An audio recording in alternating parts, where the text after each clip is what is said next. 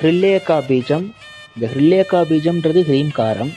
இந்த ஹ்ரீம்காரத்துக்கு உரித்தான தேவதை யாருன்னா புவனேஸ்வரி மாதா தான். இந்த புவனேஸ்வரி மாதா எப்படி அப்படின்னா, இந்த அம்பாளுடைய ஹ்ரீம்காரம் சொல்லாத எந்த இடத்துலையுமே தேவத்தை பிராண பிரதிஷ்டை கிடையாது, யந்திர பிரதிஷ்டை கிடையாது. எங்க யந்திர பிரதிஷ்டை பண்ணாலும் ஹ்ரீம்காரம் வேணும். பஞ்சதசியில ஹ்ரீம் இருக்கு, ஷோடசியில ஹ்ரீம் இருக்கு. ஹ்ரீம்காரம் இல்லாத மந்திரமே கிடையாது. இந்த ஹ்ரீம்காரம் ஜபம் பண்ணிட்டே இருக்கணும். ஏன் அப்படின்னா, இப்போ இந்த தேவத்தை இருக்கக்கூடிய இந்த புவனேஸ்வரி மாதா தான் சாக்தத்துக்கு உரித்தான தேவத்தை, தலைவி.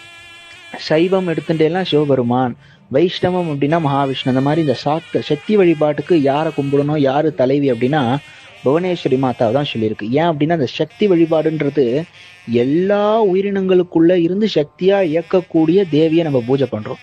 எல்லா உயிரினங்களுக்குள்ளேயும் பிராணனா இருக்கிறது புவனேஸ்வரி மாதாவுடைய ஹ்ரீம்காரம் தான்.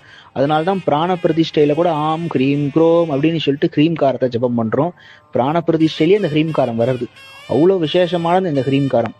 இந்த ஹ்ரீம்காரத்தை ஜபம் பண்ணியாச்சுன்னா புவனேஸ்வரி மாதாவுடைய ஏகாட்சர மந்திரம் ஹிருல்லேகா பீஜம்.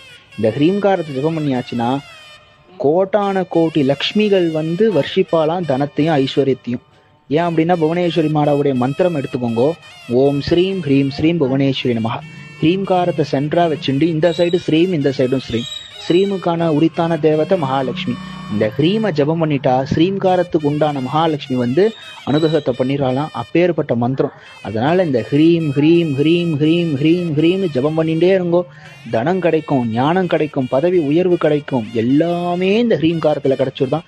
அப்பேற்பட்ட மந்திரம் இந்த ஹ்ரீம்கார மந்திரம்.